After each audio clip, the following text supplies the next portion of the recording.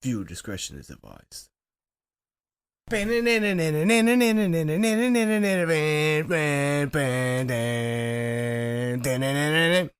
is episode 5. We made it. We made it to episode 5. After episode 1, we didn't think we were going to make it to episode 2.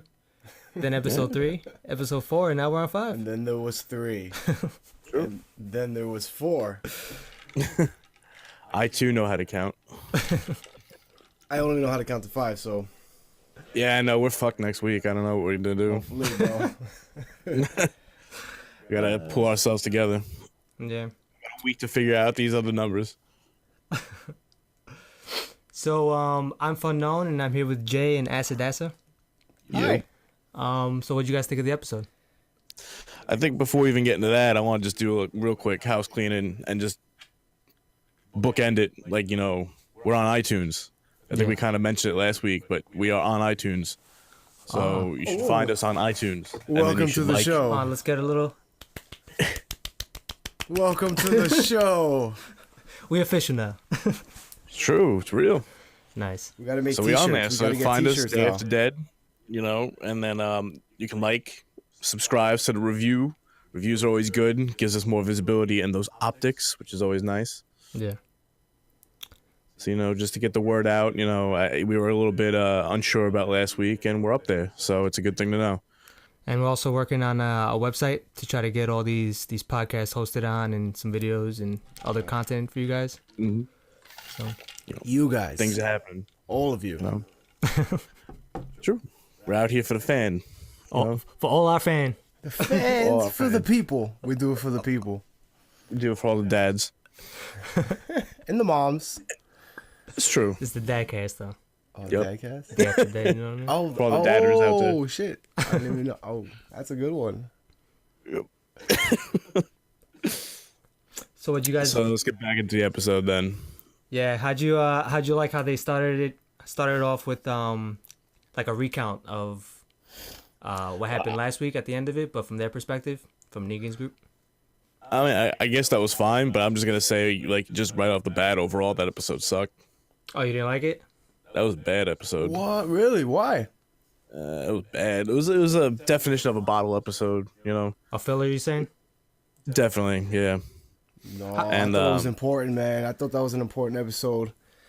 Somewhat. I mean, like, there's aspects of Carol, I guess, and then to some degree, maybe humanizing Negan's group. But to the most part, like, the Carol stuff is important, obviously, right? But all the Negan stuff makes no sense to me because they're really trying to push that angle of, like, maybe Negan's group, like, maybe Negan isn't a person, and we Negan know is full an well that idea. that's not the case. Yeah, So- it's true because we already know they casted. Right. Like, you know, you don't need to know anything about the comics or anything like that. It's just if you stick around with, you know, the casting news or whatever, if you just have an ear open on any of this stuff, like if you're the type of person that listens to or records a podcast, then you know full well that Negan is a person. So all this, like, no, I'm Negan, we're all Negan, like, is just kind of like spinning your wheels. Yeah. Maybe. You see how we have Jesus is the leader of the hilltop, and the hilltop is possibly the right way of doing things, the so-called right way of doing things, the positive way of doing things to keep your humanity. And then we have the saviors, which is led by this one man, which we know is going to be one man, but we're all Negan. So they're all this one man. So he might be the antithesis of what Jesus is, the symbolism of Jesus, how they say we're all Negan. Maybe Negan he's their savior, their belief. How we said we're all Negan, how they said we're all Negan. Negan is a way of life. Negan is a new way of thinking. Negan is a new way of You're living. talking about, like, from a writer's perspective of the symbolism. Yeah, saying? yeah, a way to think. So you like how they handled how? Well, I'm liking how that's going on. Yeah. I'm liking how that's coming to fruition. I think that's what I think. I can agree with that to a degree, but I also know that, like, a little bit of my perspective is colored a bit because the way that this group was handled and the fact that they got soft at all kind of shows that they aren't Negan.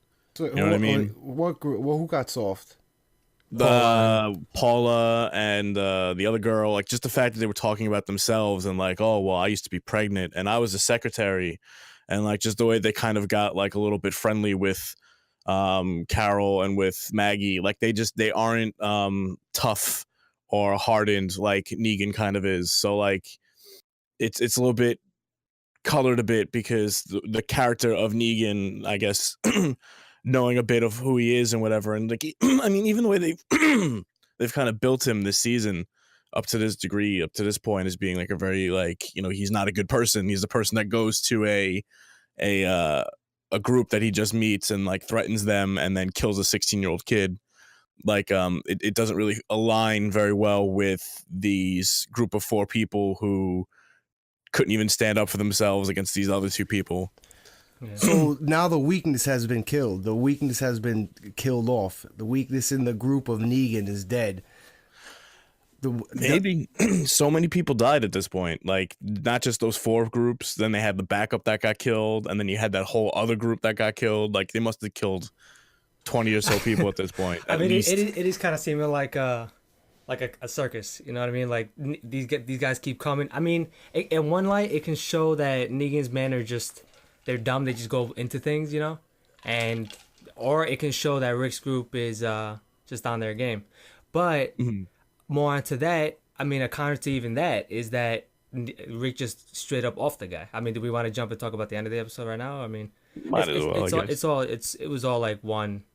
If as a viewer, it definitely felt like a filler episode. But I still appreciated the content that was in it. But first I gotta ask, how many episodes are left? I think there's 3. Yeah, this is 5. Because 3 left. After this episode, it's definitely seeming more like we'll probably get like another one of these slower filler episodes. And you know, filler has like a negative connotation to it, but you know, it's all a matter of perception, really. But right.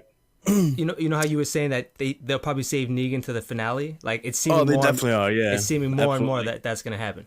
You know. Right, but that's what bothers me. I think is because there's 2 angles to it, which is like just have a shorter season. Yeah. You know, you don't necessarily need to drag it out because at a certain point, then are you really doing anything beneficial to the show to just kind of artificially drag it out? Have a tighter 11 episodes instead of 13 or something. You know, like I know you want to have The Walking Dead go the entire year. In the well, I guess it's 16 because they have the first 8 and then the second 8 or whatever. You mean in completion, yeah, sure. Right. But like because it's really a similar problem they had in the first season the first half, where that one kind of spins its wheels for a while too. I think overall the season been pretty good, but like I think that if they were to just cut it down by a couple episodes overall and then not really like work slavishly towards just being sure that we do like a good first couple episodes and then work towards a conclusion, like you just treat it as if it were an arc. Like you don't need to have it necessarily be as long as it is. Yeah. But I think on top of that too, you have kind of an issue with it feels like you don't watch the previews or anything at all, right? No. All right. Because I feel like this is probably going to be the only week that is a filler. And like I think it's also something that kind of bothers me a bit too, because this back half has been pretty good so far. So like it's probably been the best the show's been for a while. So it's just kind of like, well, I mean, it all can't be perfect or anything like that. But it seems, I think next week is probably back to form. Like it really, I mean, we'll see how it goes, but like just the indication I got is like next week is probably going to be right back on track. So this one just seems like such a one-off and like just kind of like wholly unnecessary for no real reason. Whereas like next week we'll be right back onto moving things along and forward. So what was it about? How do you think they should have? What do you think? What would you have liked to see in this episode instead? Then, I mean, because what do you think? Do you think any of the substance they had was poorly executed, or you think it was just the whole episode was just too slow? Like what specific? Anything specific? I think it really was a matter of just like from the get-go and even from the end of last week, like I really didn't feel like these are characters that were going to survive more than an episode. And I never really felt like Carol or Maggie were in any danger. And I get it from a character's perspective, but like in that regard, who really got any characteristics built on them? It was really just Carol.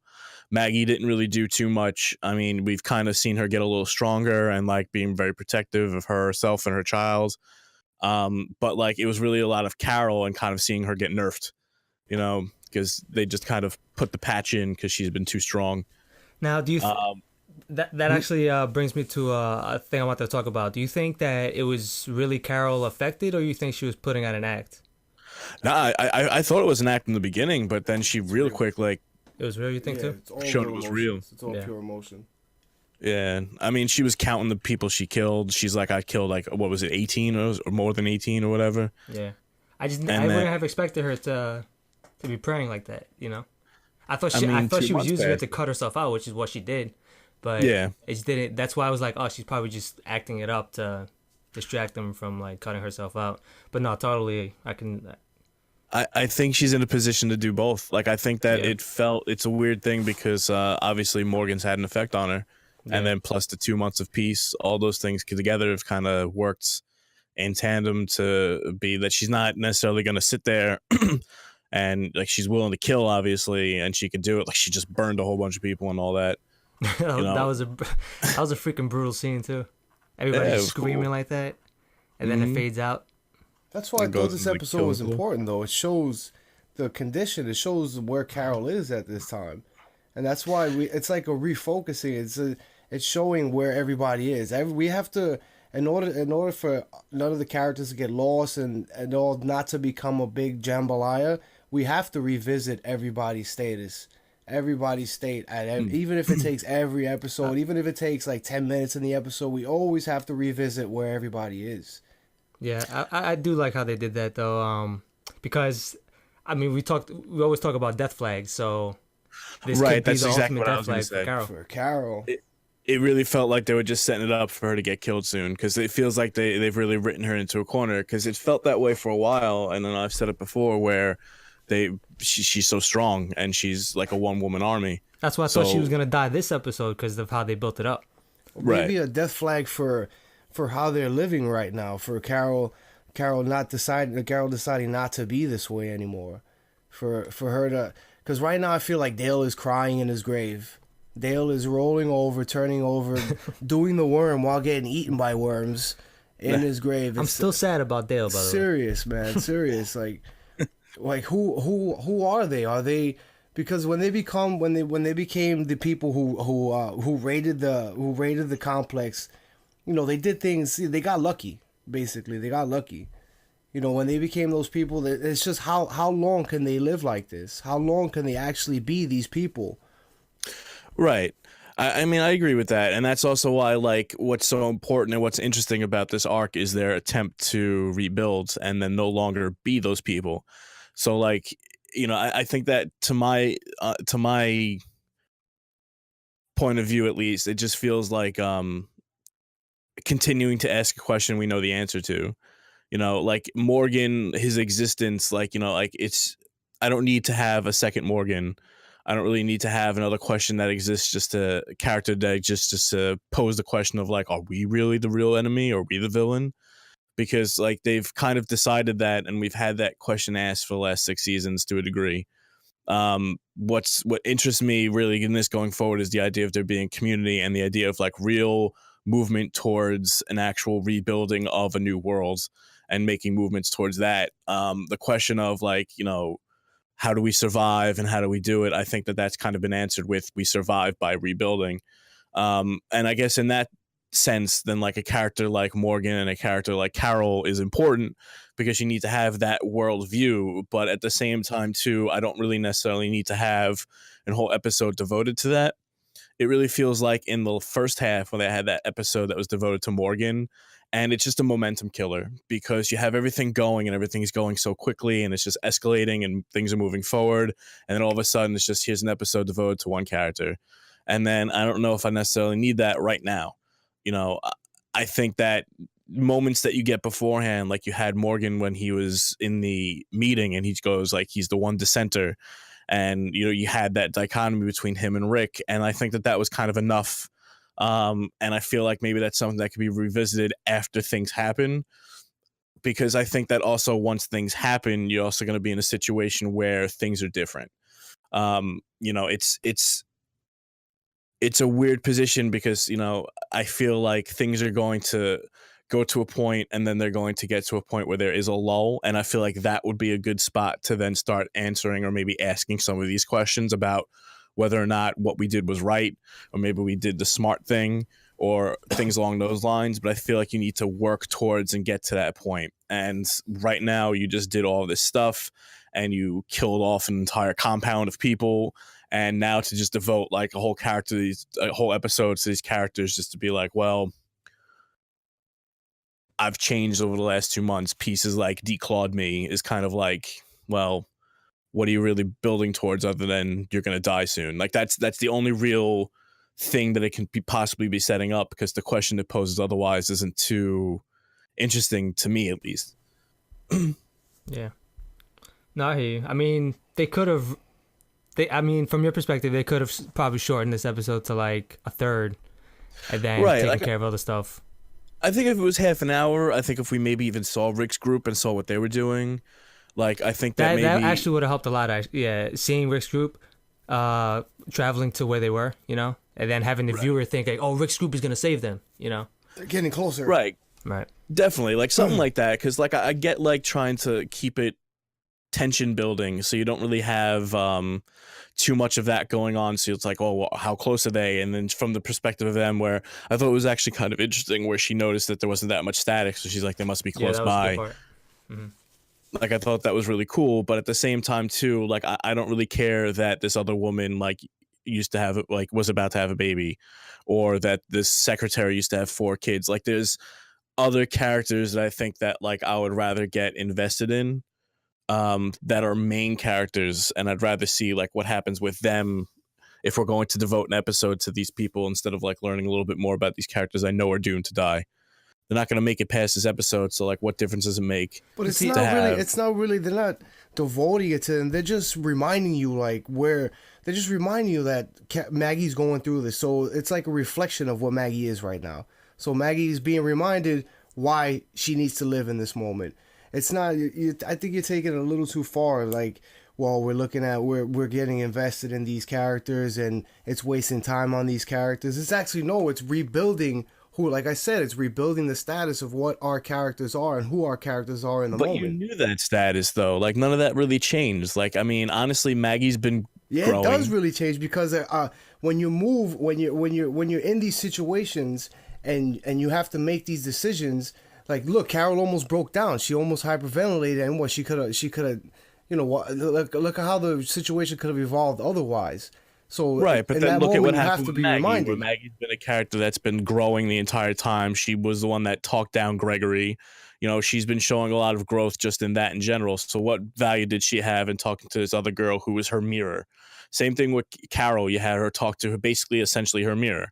You know, like she even, you know, talked to, like she had even the, you know, I used to be abused and all of that other stuff. You know, a lot of that fit in with whatever was on there. And like you can see even Carol's reflection of like, oh, this is the person that I was before these 2 months of peace. But like to what end does that really do anything? Because like how is that really affecting the character of Carol? Yeah, see, for me with sorry, go ahead. No, good.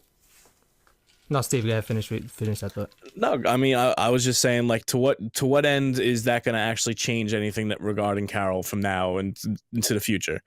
In this mirror and seeing I mean, she was already counting the amount of people she killed. She's already confronting that. So to what end? Yeah, last episode she had the book too. That was it. Right. Yeah. It's not really a new thing, and I mean, it wasn't like all of a sudden I've seen this person and now I'm reevaluating myself. She was already reevaluating herself over the time. Right.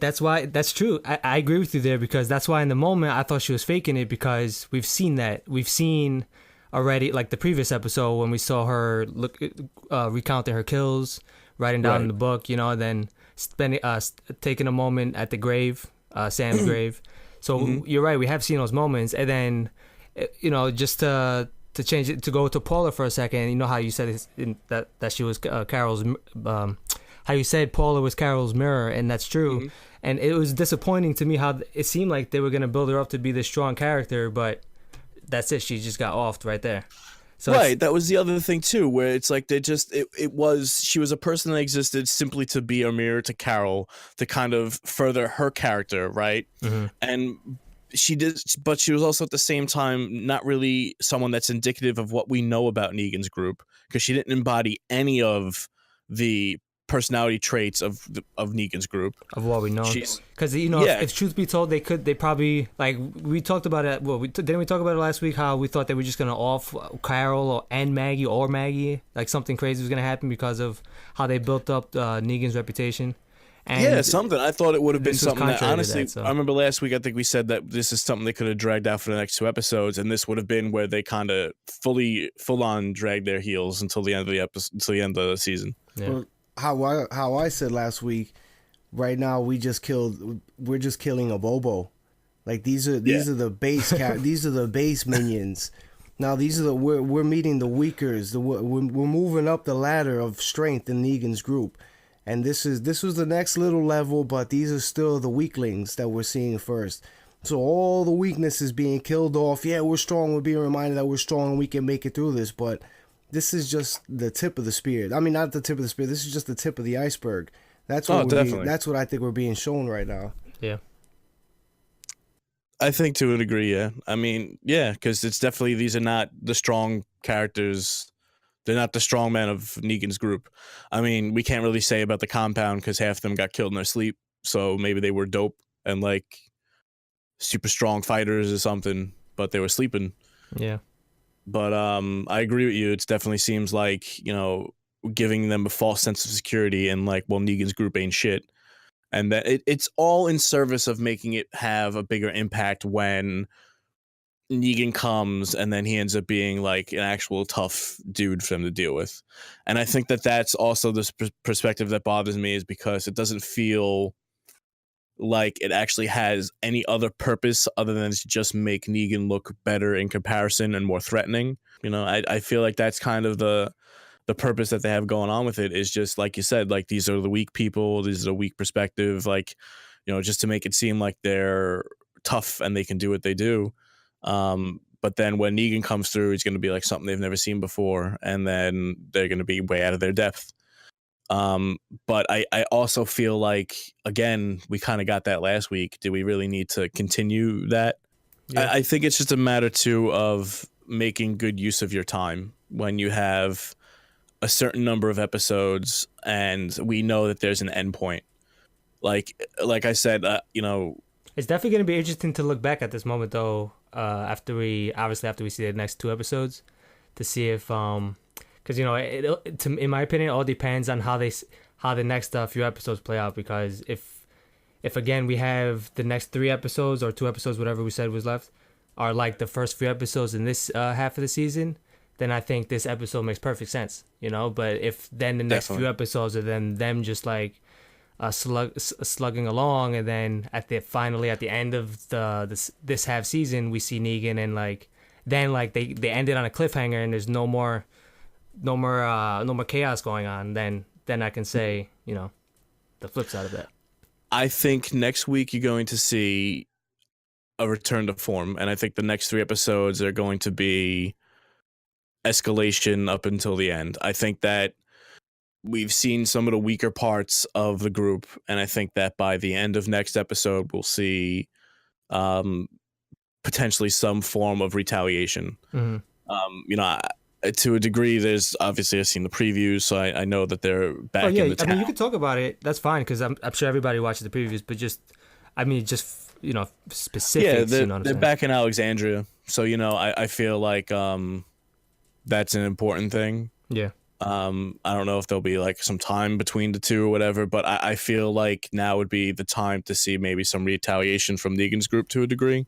Yeah. But I do think that next week we'll probably see forward movements in the plot, and we'll see where that goes. And then I think that there's a conceivable degree of something happening each week leading up to them meeting Negan at the end. So probably, I mean, just hearing that, I'm assuming that they're gonna take over Alexandria. Race Group is gonna have to regather, and then they're gonna have to go on an assault like they did with the governor's group. I don't know if it's even going to get that far. I'm what I'm basing off of is just simply that I saw two characters together doing something, and when I saw those two characters, it immediately made me think of something that I know these two characters are going to do, and I could just imagine. I have in my mind an idea of how next week ends. I don't know if necessarily we'll meet that, but I have an idea of how that'll go. And like that's a thing that I could see this point happening next episode, and then another thing, and then kind of doing it, which punctuates. I think that in retrospect, I'll end up looking back at the season and be like, so why did they have this one episode now? Well, we needed a filler episode to make sure that we had this episode, and then in the last episode you meet Negan. Yeah. I think that that's what will end up being when all is said and done. Yeah. What'd you think about the end of the episode, though, when the dude clearly lied? You know, as a viewer, we know he's not Negan, but when he said he was Negan and Rick just quickly just did him in like that. You think that was smart of Rick to do something like that? Just off him without really knowing for sure after this theatrical response he gave with that we're all Negan, you know? I think he was gonna kill him anyway. Oh yeah, but yeah, so fuck it. If he says he's Negan, it's good enough. Why not? I mean, I think he also kind of needed some closure in that degree of like, remember last episode, they're like, did we get him? It's like, how do we even know? I mean, in my opinion, they had this situation controlled right there. They should have took him back and had him as a hostage. Definitely. I feel like the whole Negan thing is just like, they were told that if anyone asks about Negan, pretend you're all Negan. And Negan is an idea and do that. Yeah. And like, Negan is not a person, it's just a concept, and just to make that happen. Because it was the same thing too when Carol brought it up to Paula, and I think Paula was the one that says we're all or no, it was the old lady, the smoking lady, right? Magnolia. One of them says like we're all Negan. What, that was her name, Magnolia? No, she said when she came in the room, she's like, "Oh, Magnolia." She's like, "Where are you, Magnolia?" I mean, she gave Carol a cigarette, so she did. It's true. But yeah, what were you saying? I need a cigarette, actually. Get one, man. What are you doing? I'm listening. You can smoke and listen. You don't smoke at your ears. No, I can't. Nobody smokes in this area of the. This is harsh, bro. Multitask, son. Come on. This is harsh. I'm gonna hang out the window and smoke. Bust out the microphone out the window. Oh shit! We should look into the clip-on mics though. We gotta look into those for when we start making videos. My word. I was thinking that, like a headset or some shit. That's true. Maybe like a Bluetooth, so I can smoke a cigarette outside. No, but a headset would help though in this situation. Yeah. So, but yeah, what were you saying? You finished what you were saying, Steve? No, I finished. Oh, yeah. So I says what it says. You says it. You says those. I said so in the comics at this point too. I'll bring it up just because it's just a point of comparison. Mm-hmm. So there's like a throwaway line where one character says to another character, it's like, oh, we met Negan, and they're talking about whatever happened, and then the other character goes, oh, Negan, he's a person? We were just thinking that he was a concept, like he was just a concept, like we didn't even know that he was a real person. And then that was the other thing that was kind of in my mind where I'm like, oh, they're really going down that route. That's the thing they're going to kind of harp on for the whole episode. Yeah. When you're watching these episodes, do you think like about the comic books? Do you think, oh, they should have done this differently, or like, oh wow, this was cool because they kept it in line with the comics, or is it like, is the comic a separate entity and the show a separate entity in your mind when you're watching, or is it all like one big thing? Are you waiting for them to do the right thing, or are you just taking it as it's standing alone? I treat them as standalone things. I mean, obviously one is built off of the other, like as a source material. But the way that I kind of look at them is I always try to take into consideration, or it's an interesting thing from my perspective of why change this thing? Because if I think about from my point of view, if I were writing something and if I had a piece of material in front of me and I was asked to adapt it, obviously some things fit better on screen and there's certain things only work in a comic or in a book. But I wonder, like, why change that plot point? And that's the thing that I always kind of think about when it goes in. So like when they brought it up this episode, I was kind of like, well, if that's the angle they're going to go for, so then it kind of made my mind, like the wheels turn a little bit in regards to, so take this one throwaway line and like maybe we could do something interesting with that. But then at the same time, that I we was like, didn't do before, like, you ever think that maybe when they have the chance to do the show now and the comic is already living its life, like, Right. damn, we should have done this in the comic and now I have a chance to do it in the show. oh, definitely. You know, like I feel like that's 100% a thing that happens, because I know for a fact that like you know, Kirkman has said like I wish I never cut off Rick's arm. You know, like I wish he didn't lose his hand. Like I yeah, we fucked talked up. about I was that. just, How it would have been crazy to film that with the green screen arm. Yeah. yeah, you know, It makes sense for them to change that. it's a thing that happened too, because it was like, you know, I wanted to show that not everyone's safe. So I wanted to make sure that like, well, Rick's not even safe. He can lose an arm. Like, you know, that's kind of like what they did with that. But like at the same time too, like, you know, there's certain things you can retroactively fix. But I think it's an interesting thing to make, because if they were to go with the angle of Negan as a concept and not a person, then there's an interesting comparison to make between the idea of going with the concept or making him an actual person. You know, like there's something to think about. It's like, well, what works better? And then like just kind of evaluating and saying which one you prefer.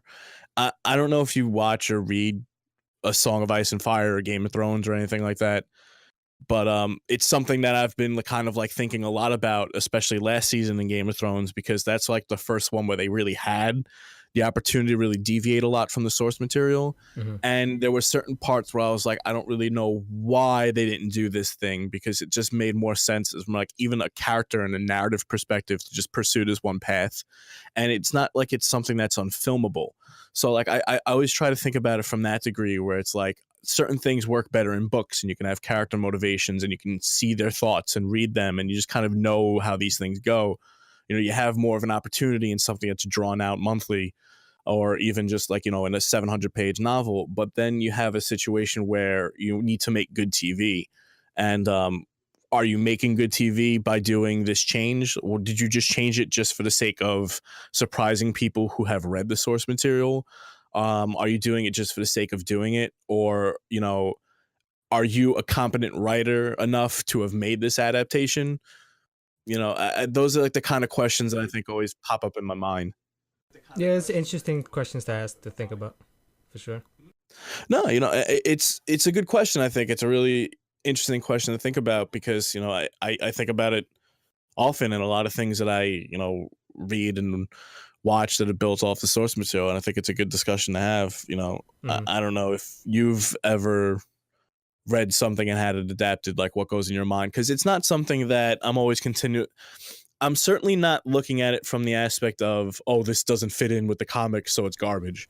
Yeah, you know, the book was better, you know? Yeah, like that's, I mean, definitely and granted, not the way. sometimes it's hard to set aside the emotion and the passion you have for whatever you feel more invested in.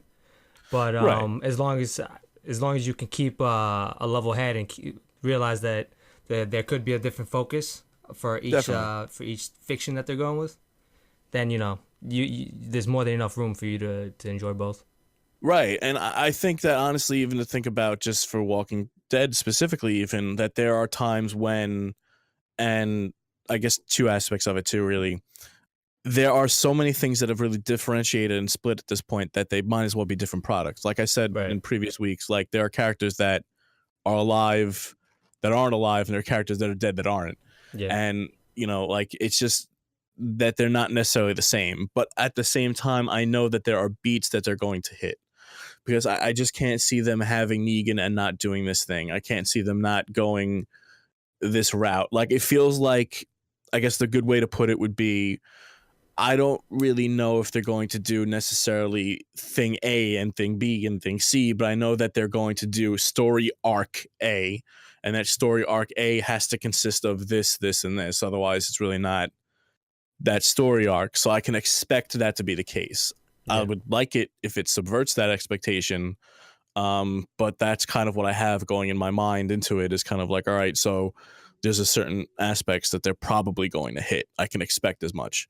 If they deviate from that, it's not like I'm going to be upset or anything like that. But at the same time, too, I would kind of think about and wonder, it's like, oh, well, was that a better change? Like, why make that change? What was the point of that change? And just kind of thinking about it on that meta narrative aspect. Yeah. No, I hear that. Makes sense. Do you have anything that you read at all, like source material, like anything like that? Like, oh yeah, for sure. I mean, all the times when like gaming specifically, you know, just to throw one example out there is Halo Fall of Reach. How when Bungie created the game, they retconned some of the fiction they had in the novel, which changed a lot of the source material, you know. But they did it because they can focus better with their design of the game, and so that was you know, it changed things up. Fans were annoyed by some changes. You know, I mean, things happen, but yeah, it's just like I said before, as long as you can appreciate whatever it is that you're watching or invested in, and you can acknowledge that they're both like this is how the industry works. You know what I mean? Definitely. Then you know, all is fine in my book. I think there's aspects too of entitlement to a degree too. It's like you shouldn't necessarily expect a thing to be one-to-one in the same. That's the thing, the expectations, you know, as long as, right. I mean, you can go into something expecting something, but you can't, in my opinion, you shouldn't really hold it to a high degree against the creator, you know what I mean? Because it's a complicated situation that if you look at it from their perspective that they're in, you know? So, I mean, it's just a matter of being realistic with these things. Right. I do think though that like it's a valid thing to draw a comparison to. You know, I feel like, you know, I kind of brought up Game of Thrones beforehand, and I know that it's something that like I'll have a discussion with someone, and I know that whenever we talk about it, it's like you got to separate the books and the TV, and it's like, but it's still based off the source material, so like you need to be able to talk about the books to a degree because it's a valid comparison to make. It's a different story. I think at the very least, it just leads to interesting discussions regardless. So definitely, yeah. I feel like it's a matter too of, Walking Dead is so far deviated, whereas something like Game of Thrones kind of first had its opportunity to. Yeah. And I feel like, you know, that's a whole separate discussion, but like I feel like there's a possibility for, if you're going to treat the source material as an outline, then I would hope that you would kind of deviate and improve on it, you know, because there has to be some mentality that kind of goes into the thought process of this thing isn't what we're going to do, so let's change this and let's change it in this way. Yeah. So like, why would you make that change? Hopefully you would have thought it would have been better. I don't think there's anything necessarily wrong in kind of calling into question. It's like, so why kill off Dale now instead of having him die later on or whatever? Like, you know, like what, and asking what it did for the plot, how it affected the characters. Exactly. Yeah. Or like even like Judith, it's like, why is Judith still alive? Like, you know, what interesting things can that do? No, but seriously though, why is Judith still alive? It doesn't make any sense. It doesn't make any sense at all. But that's a whole nother discussion. Yeah, true.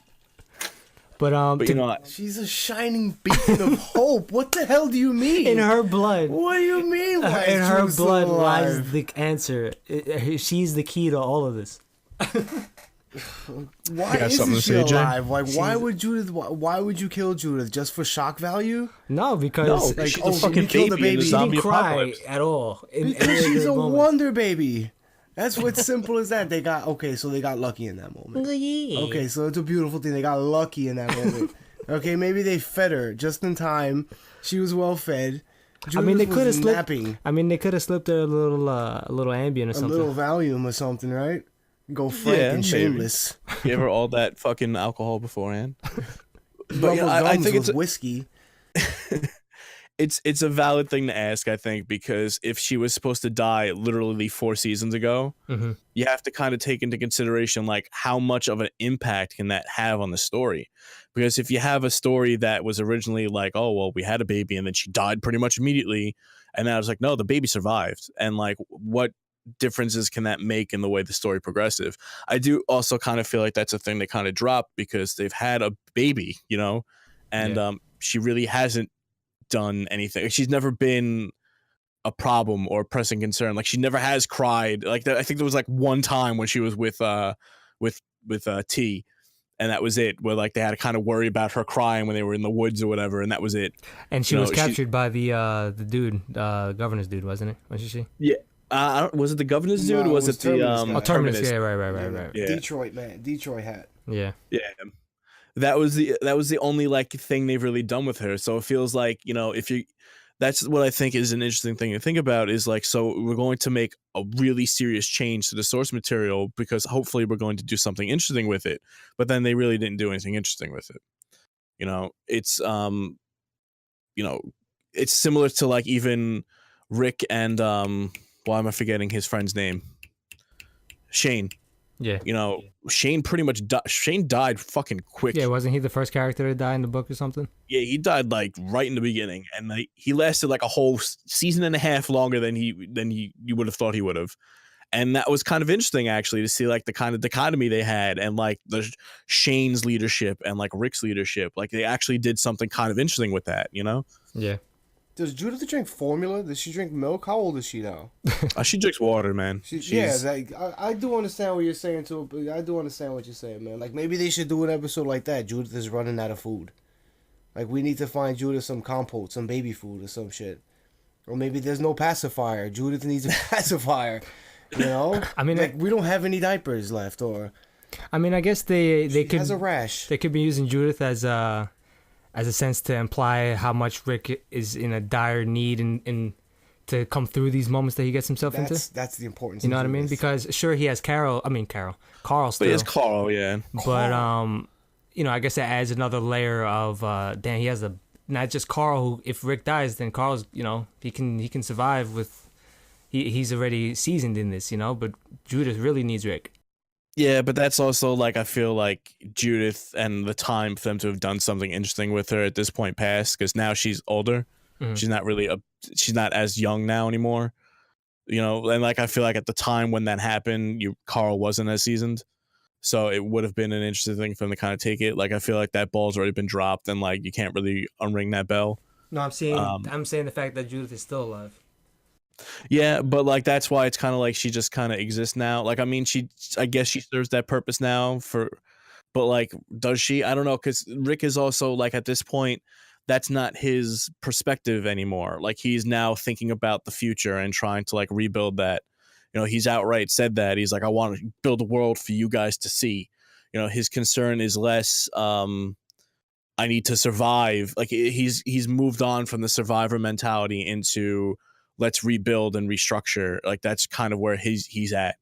So I feel like Judith doesn't really add much to that degree anymore. Judith is the reason for that, though.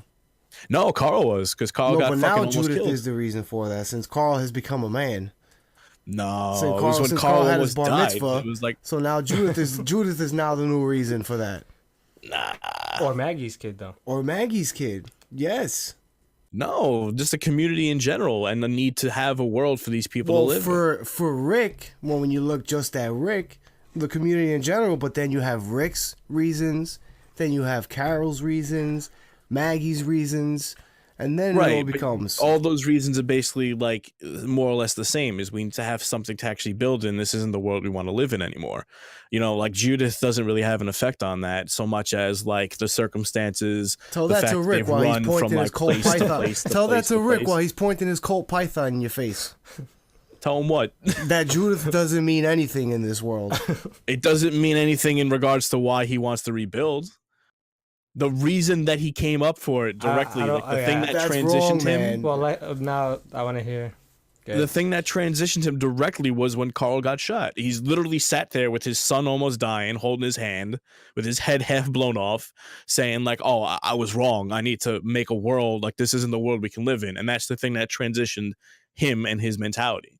Everyone else kind of was on that page at different points. Some of them before Rick, some of them kind of need convincing a little bit afterwards from Rick. But like for the most part, the thing that transitioned Rick himself was Carl. Judith had no part in that.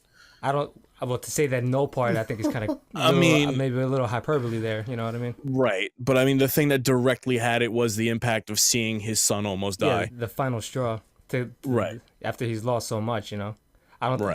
I mean, not to take away from anything from that moment, but to say that it's the be all end all for Rick deciding that, I don't know. I mean, it was though. Like like you honestly saw the scene where you saw him come up with it. Yeah, but I know, like, Grant, what if Carl wasn't? What if it was someone else that was shot? You know, then I don't think you would have fucking cared if it wasn't Carl. Like if it wasn't, if it was Michonne that it shot had in to the have eye? been Carl for him to care. Like I don't think he really cared that, you know, Sam died. He wasn't like, oh man, like Well, this Sam is is like if different Sam from his group. You know what I mean?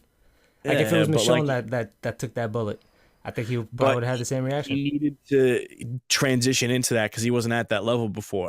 Like that was the kind of the point of even last season we had where he was like, you know, I really only care about the family. Like that's like I'm going to protect my family. Like fuck all these other Alexandria people. It's like if I feel like they're going to like, you know, attack me or they're not going to do us any will, then we're just going to fucking take over Alexandria.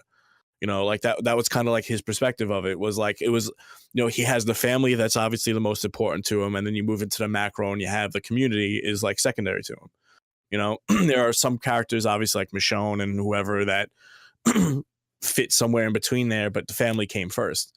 And then from there was kind of like where he reevaluated his thought process, where it's like, I was under this level of thinking. And then all of a sudden my son almost died. And like, oh shit, that was wrong. I need to reevaluate that. But if it wasn't his son that almost died, he wouldn't have reevaluated shit. Yeah, that. Like he wasn't crying tears over Sam dying. Carol is, but not fucking Rick. Well, yeah, but I don't know. I guess we're just because like to compare Sam to someone else in his group. You know what I mean? Like I totally hear what you're saying, but I don't know. I think it's just a given, man. Like that's why they don't put any real emphasis on it, because it's just a given. Like that's why, that's the reason, man. Judith, and to she see represents the hope, like the new hope. But that's I think they're just like really counting on you to just realize that, like as a human with common sense, man. Like you're just supposed to realize obviously that. yes, but I mean, then what have they done with Judith that they couldn't have done with it just being Carol, with just being Carl then? No, that's the thing. That's the point that I'm trying to make. There's before. nothing to do with like common sense or anything. I'm talking about narrative story wise, because we're talking about the reason for not killing off Judith when she should have originally died, right? So if you're gonna keep her around for another 4 seasons, we're talking about then do the something reason. interesting with her. But you're saying that like, oh, she keeps him humanized. So I'm asking then why not just have Carl be that then? So to what aspect does Judith? But I posed that question, but then I answered it myself by saying that Judith is now the replacement for Carl. Right, but now you know. when we got to that point, So I think now you're just really asking like, which kid do you love more? Like, which kid do you love more? Is that what you're asking? Like, which one is more I'm important saying at to this you? point he doesn't have that mindset anymore, so he Like, doesn't need to like, stay. did your and sit mother there and love? say, Did "Well, your I do mother this for love my your kid." brother more than you? Like, You know, like, he doesn't you need don't to sit there matter. and say, Of course, they all matter. I do this for Judith. I need to protect Judith. It's like, no, I need to build a world for everyone. You know, it's not just for Judith. It's not just for Carl. But like for that. Rick, it's for Judith, and then he realizes, yes, it's for everyone. Well, I'm saying it's for everyone. You're saying it's for Judith, and he's saying it's for Carl. No, I'm saying it's for everyone at this point. I say we all just put our hands in and say, we all love each other, and let's move forward. I mean, I guess we're all in agreement. I guess we're the only where we disagree is to the different levels of what ultimately changed Rick to want to rebuild the community. Because you know, obviously as a viewer, we can just label that one moment as like, well, as soon as Carl was shot, then Rick changed to wanting to rebuild the community instead of just focusing on his group and try to get people in. You know, but I don't know. I think it's just more complicated than that. He saw reality. Like, you know, I've not been protecting my family like I wanted to, and I haven't built them the world they need. I need to.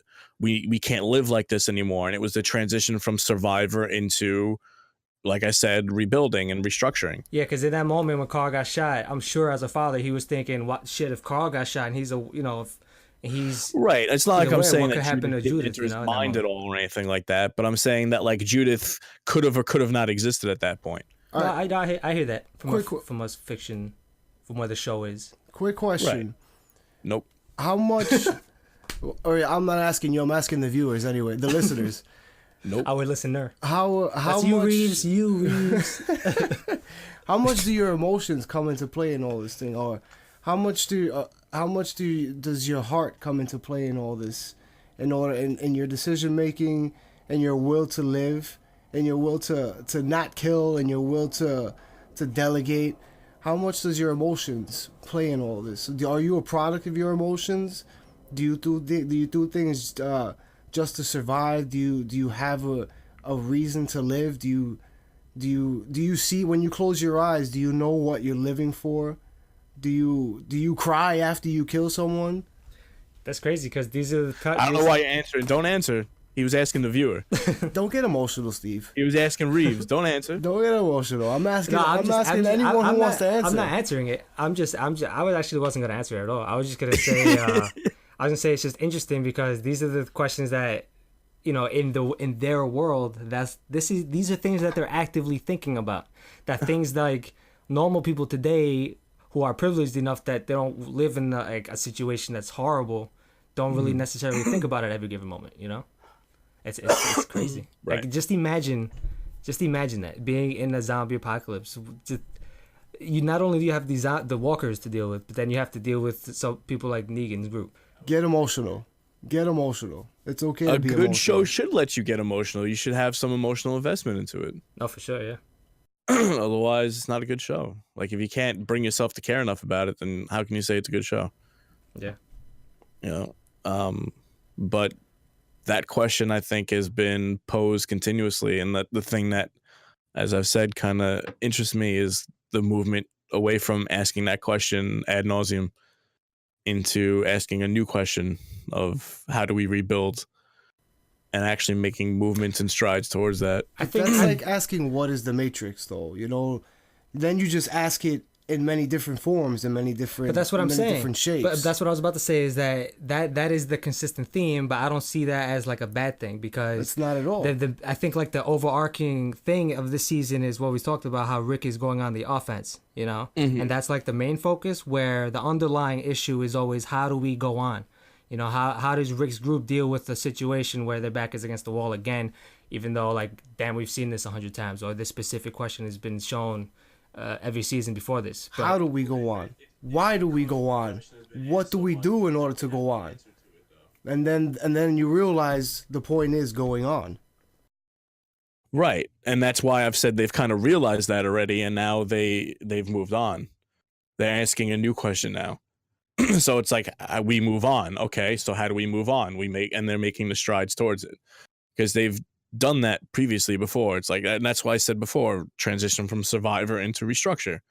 You don't have that mentality anymore. You've moved on to a new mentality entirely. But do you ever really lose that though? Do you ever really lose that mentality? I don't think you do. I think they want to. I think they want to, and I think that that's the thing that's I mean the mentality to go on, to move forward. You don't lose that. I think you do. It's a different type of moving forward because there's moving forward for yourself. There's survival, but there's moving on and actually rebuilding and making a new world and actual something that's sustainable. Because you have this, you know, scavenging and you have this murderous and you have all of this other stuff going on. And at some point, it's like, when do we actually rebuild a society? And when do we make things as close to as they were beforehand? When do we start actually restructuring? When do we start working together? When do we stop having to sleep with our eyes open? When do we stop having guards together? But how do they show that though in the show? Like in the show, they've shown it already. Because I mean, like, you know, they have now actually two communities. They actually have more than two communities. Like, you know, when Jesus says it's like, yo, your world's going to get bigger because, you know, there's people that have settled down and there's actual legit settlements. So you have Negan's group, you have Hilltop, and you have Alexandria at least. But we're talking now about this past episode, you know, that to an extent it was filler, but imagine what the show would be like if they were sleeping soundly every night, you know? That what would a Walking Dead look like? I'm asking, what would a Walking Dead like that look like? You know, I mean, obviously you need to have certain things happen, otherwise you wouldn't have a show. Right. But I mean, that's also the thing that's kind of ruined Carol, is because for the last 2 months she has been sleeping soundly. That was the thing that ruined the Alexandrians, were because for their entire time since the zombie apocalypse, they were just chilling in Alexandria. And that's what they they're didn't dealing need with to ever now. go out and fight. You know. You know. Wait, bringing just up chilled in Carol. the That's a town. good. That's a. I think we might have seen Carol's. She might. I think she might pull her cards. I think she might be folding now. And what do you? I think she's folding. I think not like folding like she's dead, or I think like she's gonna come to the conclusion that she's done. She's not built for this anymore. And that's why it was important that Carol and Maggie were in the same episode, because neither one of them are really built for this anymore. Maggie for the simple fact that she's freaking pregnant, and Carol for the simple fact that she is just like a product of her emotion. You know, and it's not Right. a bad thing, but she really is. Like, she was just doing all this to maybe prove to herself that she's not that battered wife anymore, and she is not just getting beat up anymore, that she has evolved, but she doesn't want to be the person that she's evolving into anymore, so she needs to re-examine, and you know, a thousand analytical terms and psyches and psychological reasons, but she's not really built for this anymore.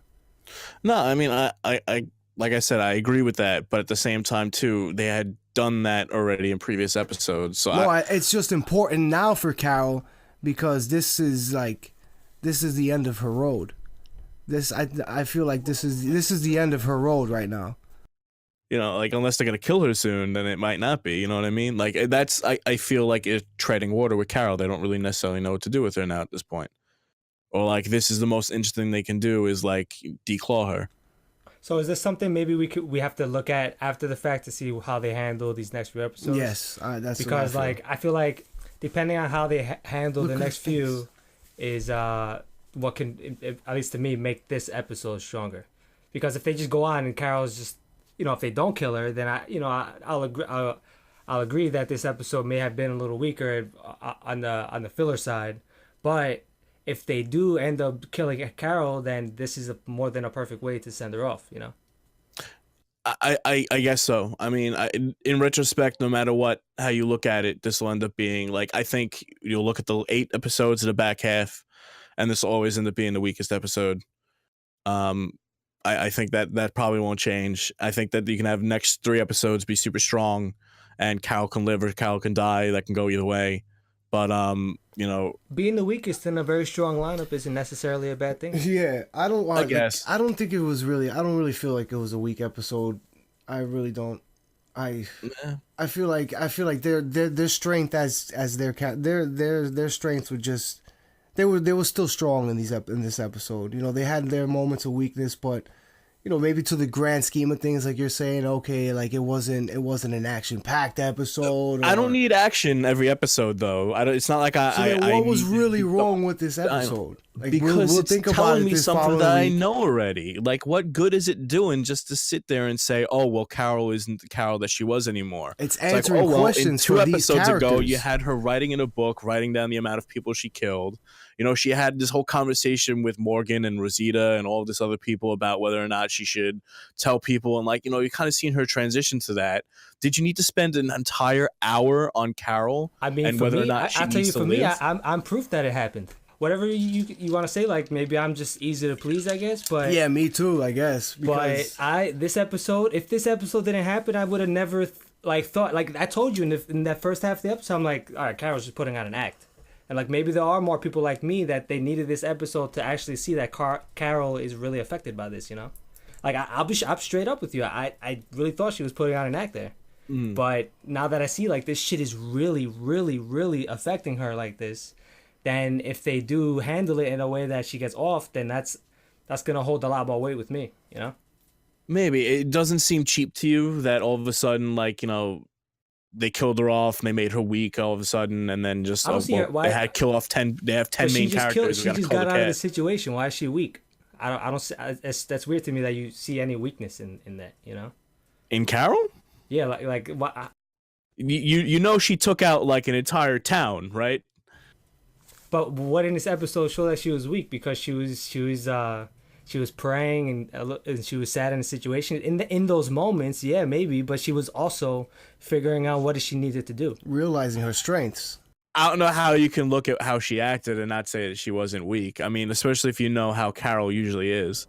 No, like I but- said, one woman army, but and like she's cowering and It's not hyperventilating. weakness in a sense of like a negative hit against her character. It's just weakness in reality of in that moment where she was like persevered through it, and she was like, damn, she's even stronger than I thought.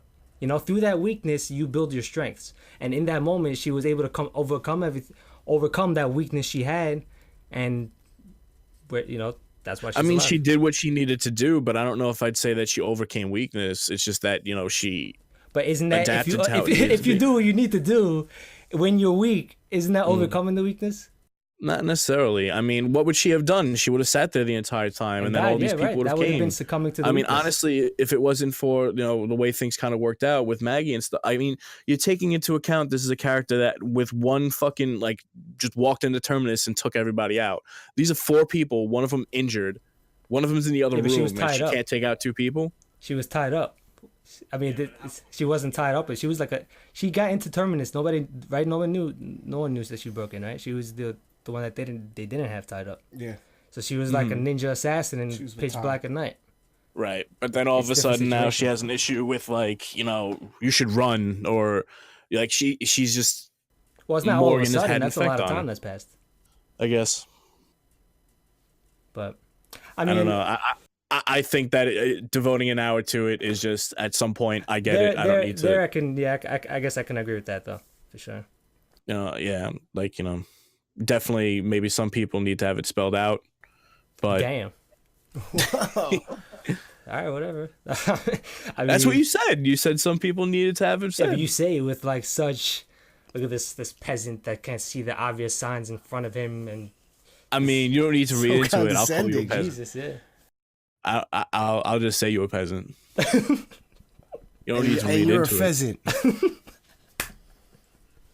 He's a pheasant with a feather in his hat. A broken hat with a broken feather. I'm not a pheasant. I'm pleasant. Oh shit. All right. So to wrap this up, there's one last thing I wanted to talk about though. Nope. Was this final scene with Carol and Paula, and how Maggie was just standing there in the back. What the hell? Why didn't Maggie jump in to help Carol in that moment? I mean, she had a gun. No, but they knocked it out. She knocked it out of Carol's hands. No, but Carol had the gun. So she's like, yo, why don't you just shoot her? Shoot her. You have the gun on her. Just shoot her.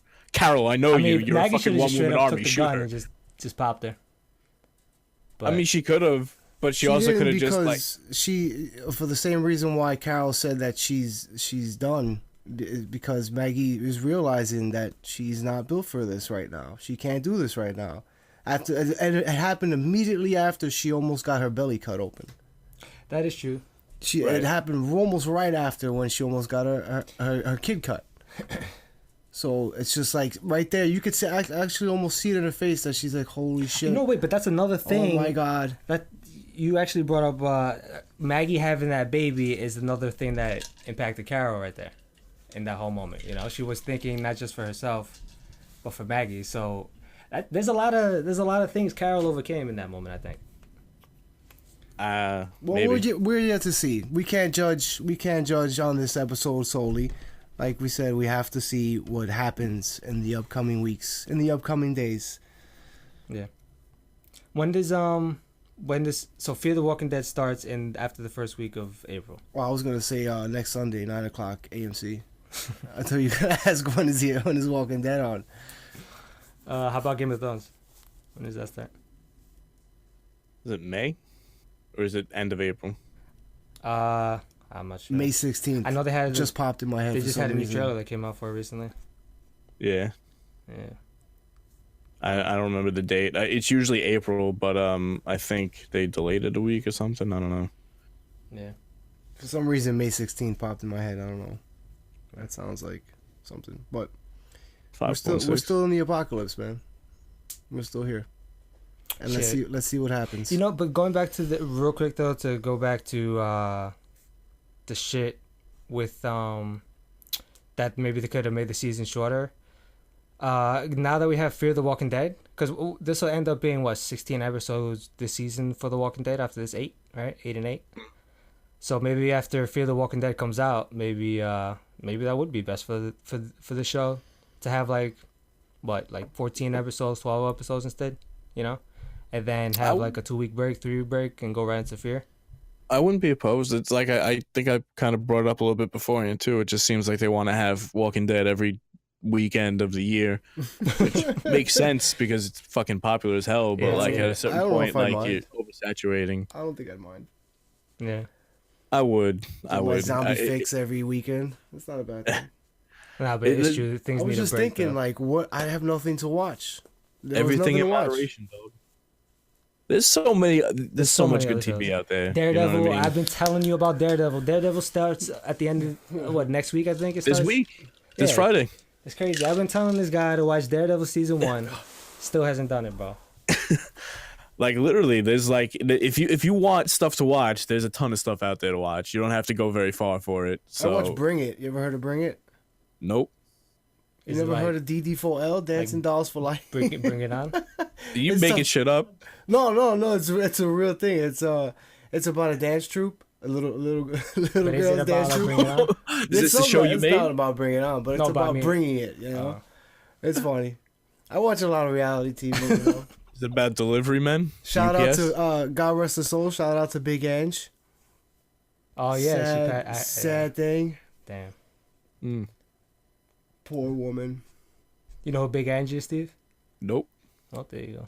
Who's Big Ange? Man. Big Ange? You never heard of Big Ange? Housewives in New Jersey? No. She's Mob Wives. Oh, Mob Wives. Yeah, Mob Wives. No. Never seen it. I'm very out of the reality show loop. Yeah. I'm all into the celeb reality, man. The reality shows I watch are Survivor and Big Brother. Those shows, and those shows are freaking nuts. Whatever like stigma reality has built up for itself over these years, and I agree if people don't want to watch reality shows because of it. But Survivor and Big Brother, I feel, are 2 phenomenal shows that show like the human psyche, how people behave under all kinds of situations. It's such great shows. But have you started Dragon Ball Super, Steve? Nah. Damn. I gotta get on that. Dragon Ball what? Super. It's Oh, you did tell me about that. Yeah. Oh. They're continuing it, bro. Maybe I should start that. Now, well, when it gets dubbed, you'll probably watch it then. I mean, you like something like you? I know you wouldn't mind watching subs, right? Nah, I can read. Reading's cool. Can't count, but you can read. I'm on to you. I can count, man. I can count. 5, 4, 3, 2, 1. Peace. I can't believe we made it to episode 5. That was crazy. Beautiful, man. Beautiful. Most podcasts don't make it past 3. Wait, that's really? actually a thing? Yeah. Are you serious? Yeah. Yeah, he told me that the other day. I was like, it makes sense though. Shit. I see so many people starting a podcast and just doesn't go anywhere. Yeah, they're not consistent with it. They don't get themselves on iTunes like we have. Woo! Shout out again to iTunes if you want to reach us going forward. And our Twitch is twitch.tv/ISI Club. You can see us on YouTube /ISI Club also. I'm FUNKNOWN. You can reach me at I'm on Twitter at UnknownISI. And you can reach our club Twitter at ISI Club. www.iloveitunes.com. It's a good website. That's my website, actually. I was going to plug that one. So I'm going to thank Jay for plugging that one. Jay. This is Asadasa. Twitter at ASADASA.